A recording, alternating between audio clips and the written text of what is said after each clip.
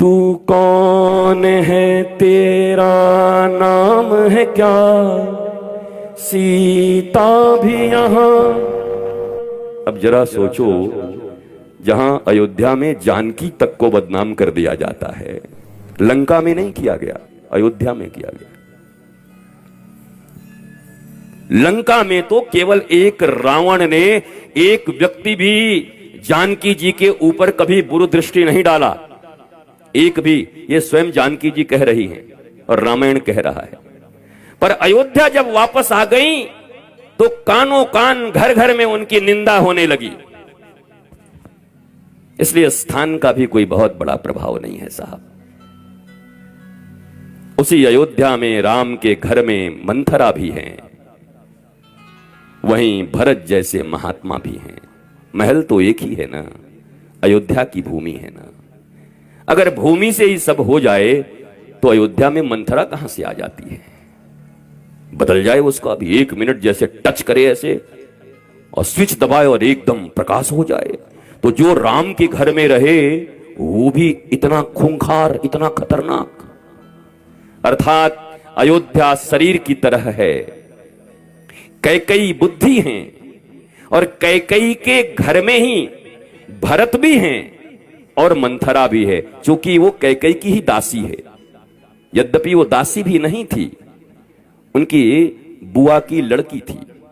पर अमीर और गरीबी का ऐसा मामला कोई आज से नहीं है, ये सतयुग से है। जब कोई तुम्हारे ही रिश्तेदार, तुम्हारे उनके पास पैसे नहीं होते और तुम्हारे पास ज्यादा पैसे हो जाते हैं, तो तुम्हारे बच्चे 8 बजे उठ के डाइनिंग टेबल पे ब्रेड और बटर खा रहे होते हैं, और तुम्हारे ही भाई या तुम्हारे ही बहन के लड़के लड़की जो गरीब घर से आए हैं वो प्लेट मांज रहे होते हैं तुम्हारे घर में। तब तुम्हारा वहां पर कोई रिश्ता नाता काम नहीं आता। इसलिए मैं कथा के दौरान 20 बार ये याद दिलाना नहीं भूलता कि बाप बड़ा ना भैया, सबसे बड़ा ताता थैया, ताता थैया।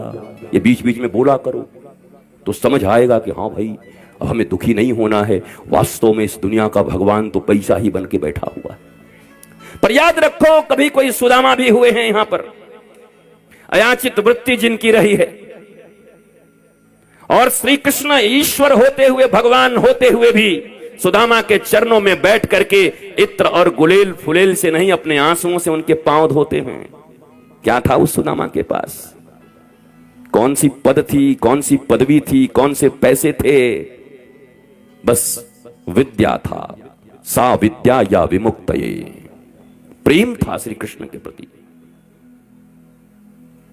भारतवर्ष में आज इतनी तकलीफें हैं राम कथा को लेकर। इसका वध क्यों हुआ, इसका वध क्यों हुआ?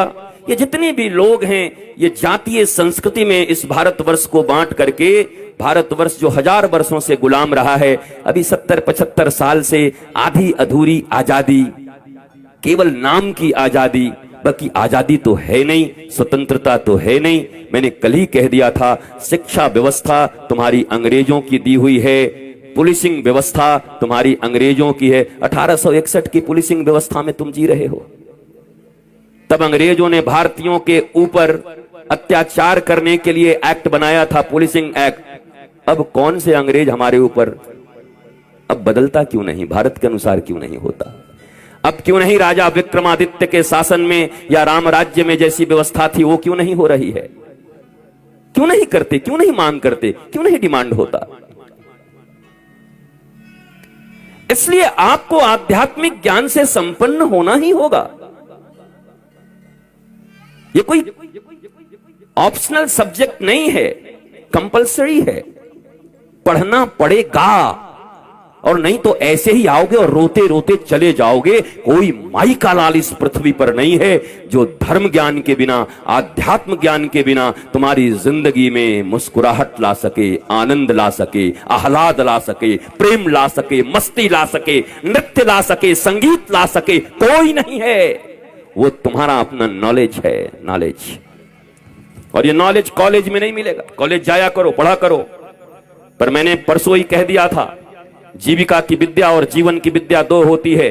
जब अपने बच्चों का नाम या उनका एडमिशन कराने जाओ तो अपने बच्चे को बता देना कि ये जहां मैं तुम्हारा नाम एडमिशन करवा रहा हूं, ये जीविका की विद्या के लिए है, यहां से तुम ये कमाने सीख जाओगे, हाउ टू अर्न मनी।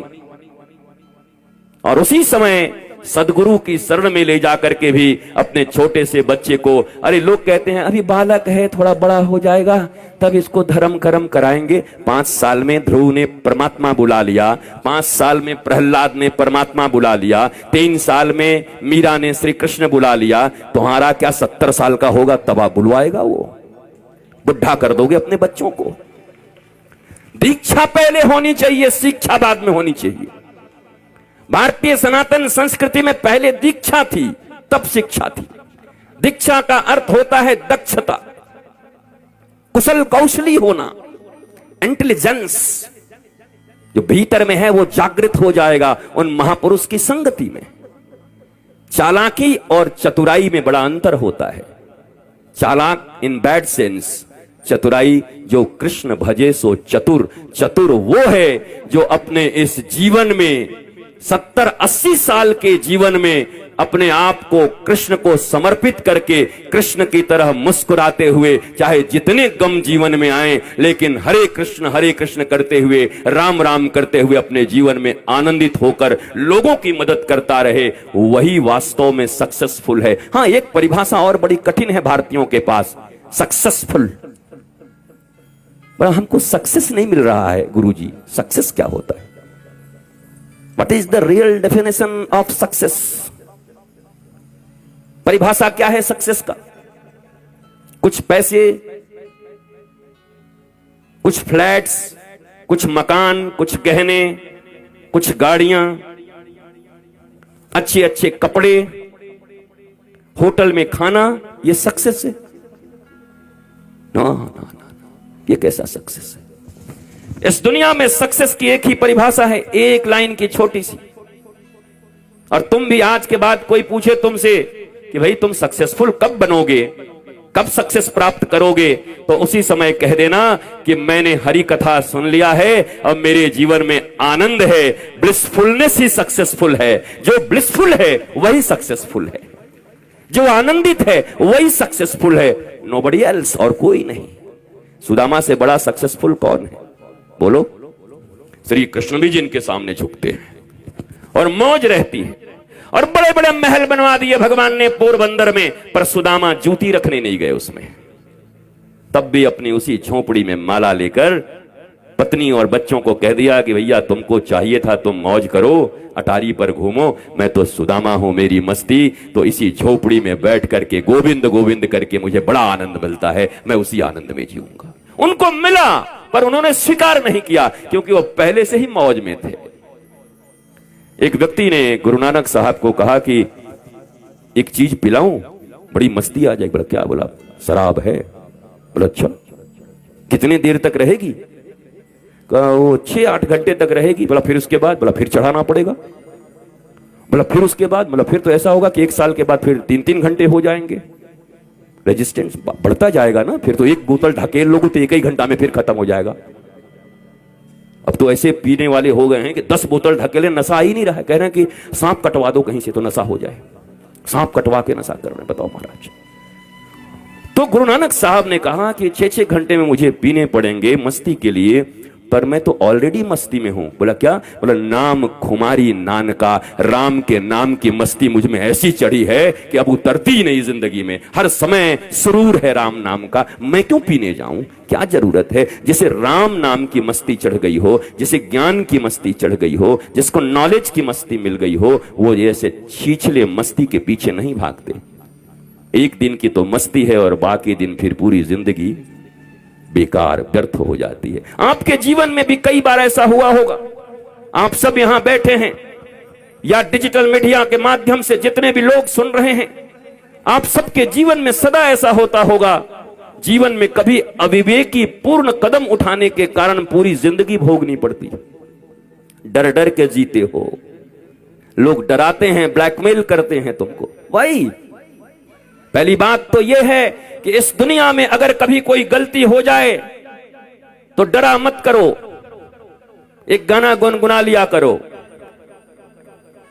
ये धरती है इंसानों की,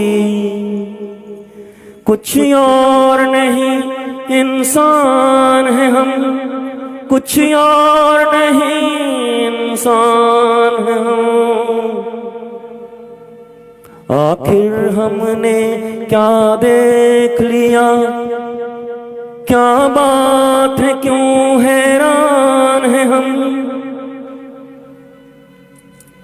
जिन राम जी की कथा सुनने आए हो, उनके गुरुजी का नाम क्या था? एक वशिष्ठ जी और एक विश्वामित्र जी। विश्वामित्र जी का रिकॉर्ड तो बहुत अच्छा नहीं है, कैरेक्टर पे दाग लगा हुआ है। अगर आज मीडिया का युग होता तो विश्वामित्र जी को जवाब देते देते उनकी जिंदगी खराब हो जाती। रोज चैनल लेके मुंह में घुसा देते, बताइए आपका मेनका के साथ क्या हुआ था।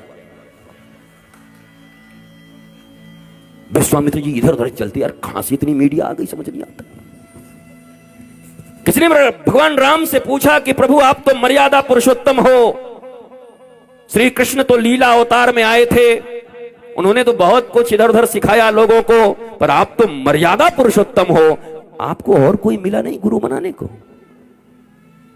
अरे हिस्ट्री चेक करवा लेते, आपकी आईबी इतनी तेज है, सारा चीज आपके पास है, एक बार चेक करवा लेते।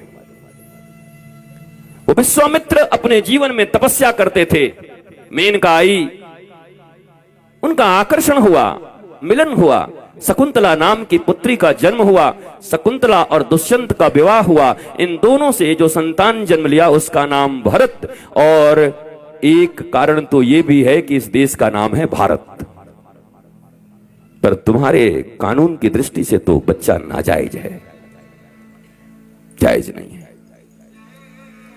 इस पांडाल में बैठे सभी लोगों से धर्म के चश्मे और अपने संतों को तुमने जो शीशे के आवरण में बिठा रखे हैं, कोई भी आता है और कहता है कि एक पत्थर मार दूंगा, और संत भी डरता चलता है, और तुम्हारी भी आस्था रोज बनती और बिगड़ती रहती है। ऐसे बचेगा भारत में धर्म, ऐसे बचेगी संस्कृति तुम्हारी। विश्वामित्र के जीवन में इतना बड़ा कांड हुआ, फिसल गए, लेकिन जैसे ही होश आया, मुझे ये क्या हो गया, मैं तो भगवान के भजन के लिए आया था। फिर उन्होंने भजन प्रारंभ किया, फिर इंद्र ने भेजा रंभा,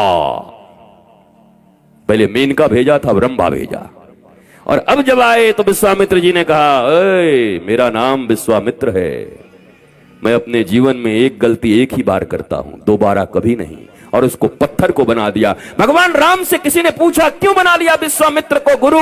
भगवान राम ने कहा, मैं दुनिया में देवता नहीं खोज रहा हूं, मैं तो ऐसे इंसान को खोज रहा हूं जो जीवन में एक गलती एक ही बार करे, दोबारा वो न करे, उसको भक्त नहीं अपना गुरु बनाने को मैं राजी होता हूं, इसलिए मैंने विश्वामित्र को अपना गुरु बनाया। और तुम छोटी छोटी बातों पर ब्लैकमेल हो जाते हो। यह आज के यूथ की एक बहुत बड़ी समस्या है। मेरे प्यारे बेटे बेटियों, घबराना मत, डरना मत जीवन में कभी भी। अगर ऐसा कोई समय आ जाए, ऐसी कोई परिस्थिति आ जाए, तो डटकर मुकाबला करना और याद करना विश्वामित्र जी को, और याद करना राम जी को कि मेरे जीवन में अगर कोई भूल अज्ञानता बस मुझसे हो गई है, तो अब गुरु के ज्ञान से आगे ऐसा कोई भूल मुझसे नहीं होगा, और भगवान मुझे अपना भक्त तो क्या गुरु बनाने पे भी राजी हो सकते हैं। मैं उस देश का निवासी हूं, मैं उस धर्म का मानने वाला हूं। ये भाव तुम्हारे भीतर में होना चाहिए, तो ये आत्महत्याएं रुक जाएंगी। ये साइनाइड खाना और ट्रेन की पटरियों के नीचे आना, ये रुक जाएंगे। तुम्हारे कलेजे के टुकड़े जिनको तुम पाल कर पोस कर बड़े किए हो, उनसे कोई छोटी सी गलती होती है, तुम भी इतने कड़े मत बना करो। माता पिता, मैंने कल ही कहा है, अपने बच्चों के साथ फ्रेंड्स की तरह रहा करो।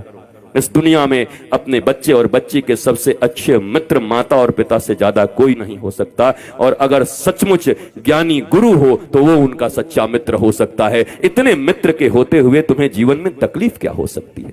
मित्रता बढ़ाइए, परिवारों में एकता बढ़ाइए। इन कथाओं का इतना ही मतलब है। ये कथा मेरी विद्वता के लिए नहीं है कि मेरी विद्वता यहां पर साबित हो जाए और आप कह दें बड़ा विद्वान आदमी थे, बड़े ओजस्वी से, बड़े तेजस्वी थे। क्या फायदा है इससे? ये ओजस्विता, ये तेजस्विता मुझे मिला हुआ है, मैं लेके चल रहा हूं, इससे आपका क्या लाभ है?